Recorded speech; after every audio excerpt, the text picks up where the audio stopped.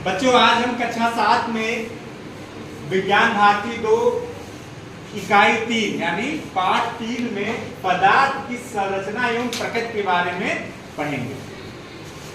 पदार्थ क्या होता है? वे सभी वस्तुएं जो स्थान घेरती हैं, जिनमें भार होता है तथा जिनका ज्ञान हम अपनी इंद्रियों द्वारा कर सकते हैं। इंद्रियां यानी आंख, कान, नाक, जीवा और त्वचा द्वारा, माने वह सभी वस्तुएं जिनमें भार हो तथा जिनको हम छू कर महसूस कर सकें, ठीक है, उन सभी वस्तुओं को पदार्थ कहा जाता है। देखो यहाँ हमने पदार्थ की परिभाषा लिखी है। पदार्थ को द्रव्य कहा जाता है।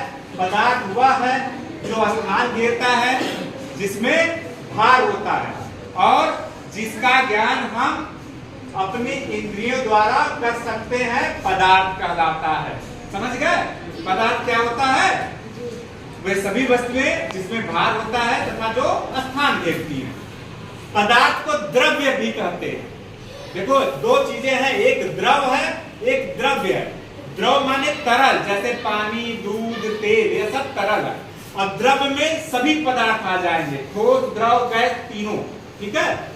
उसके बाद है पदार्थ के निर्माण की मौलिक इकाई। देखो, पदार्थ अनेक छोटे छोटे कणों से मिलकर बना होता है, जिन्हें हम अपनी आंखों से नहीं देख सकते हैं, जिन्हें हम परमाणु या अणु कहते हैं। सभी पदार्थ अनेक छोटे छोटे कणों से मिलकर बना होता है, ठीक है। बहुत सूक्ष्म कण होते हैं, जैसे मिट्टी लो, उसको पीस दो, ठीक है, तो देखोगे बहुत छोटे छोटे कण होते हैं ना। उनसे भी कई गुना छोटे कण होते हैं, उनको हम अपनी आंखों से देख नहीं पाते। उनको देखने के लिए सूक्ष्मदर्शी की जरूरत होती है। सूक्ष्मदर्शी एक ऐसा यंत्र होता है जिसे बहुत सी छोटी चीजों को हम बड़ा करके देखते हैं, ठीक है ना। तो पदार्थ जो है अत्यंत सूक्ष्म कणों से मिलकर बना होता है, जिन्हें हम परमाणु या अणु कहते हैं। अब हम जानेंगे परमाणु क्या होता है। परमाणु को क्या कहते हैं इंग्लिश में? एटम। क्या कहते हैं? एटम। परमाणु पदार्थ का वह सूक्ष्मतम कण है जो स्वतंत्र अवस्था में नहीं रह सकता परंतु रासायनिक अभिक्रिया में भाग लेता है तथा दो या दो से अधिक परमाणुओं का समूह मिलकर अणु बनाता है। उदाहरण: O माने ऑक्सीजन, C माने कार्बन, N माने नाइट्रोजन। परमाणु क्या है? परमाणु पदार्थ का वह सूक्ष्मतम कण है जो स्वतंत्र अवस्था में नहीं रह सकता, ठीक है। लेकिन क्या होता है, पदार्थ कभी भी स्वतंत्र अवस्था में, पदार्थ में परमाणु जो होता है वह नहीं रह सकता है और यह रासायनिक अभिक्रिया में भाग लेता है, ठीक है। जितनी भी रासायनिक अभिक्रियाएं होंगी, तुम लोग आगे पढ़ोगे, उसमें सभी परमाणु जो होते हैं क्या करते हैं? भाग लेते हैं, ठीक है। लेकिन यह स्वतंत्र अवस्था में नहीं रह सकता। जैसे O है, O परमाणु है। देखो, जैसे O परमाणु है, एक परमाणु, O का एक परमाणु, वह O के एक और परमाणु से मिलकर O2 ऑक्सीजन का एक अणु बना लेगा। क्या बना लेगा? अणु। इस प्रकार परमाणु जो है स्वतंत्र अवस्था में नहीं रह पाता है। दूसरा क्या है? अणु। अणु को बोलते हैं मॉलिक्यूल, ठीक। किसी पदार्थ का वह छोटा कण जो दो या दो से अधिक परमाणुओं के मिलने से बनता है तथा स्वतंत्र अवस्था में रह सकता है परंतु रासायनिक अभिक्रिया में भाग नहीं लेता, अणु कहलाता है। अणु क्या है?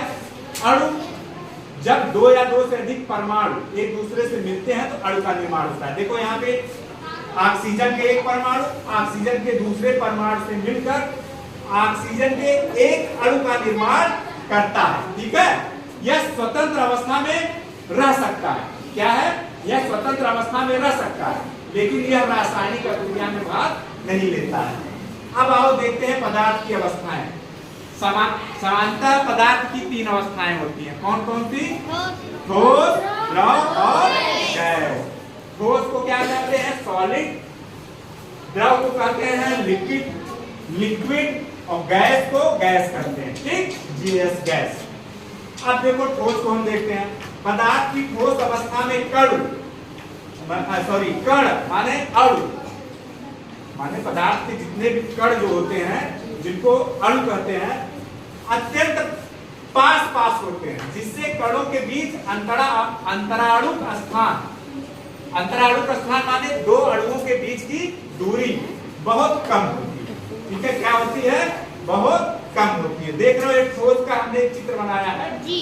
ठीक है, इसमें हमने ठोस के अणुओं को दर्शाया है। देख रहे हो, ठोस के अणु एक दूसरे के बीच में दूरी बहुत कम है और बहुत ठोस के अणु एक दूसरे के बहुत पास पास है। देख रहे हो, दो अणुओं के बीच इस अणु के बीच की दूरी को अंतराणुक स्थान कहते हैं। ठीक है, ठोस में अंतराणुक स्थान बहुत कम होता है, इसीलिए ठोस का आकृति और आयतन दोनों निश्चित होता है, क्योंकि ठोस के अणु बहुत एक दूसरे से मजबूती से बंधे रहते हैं। ठीक है, जैसे एक ठोस है, देखो ठोस है ना, इसको हम बहुत बल लगाएंगे तो भी ये जल्दी टूटेगा नहीं। क्यों?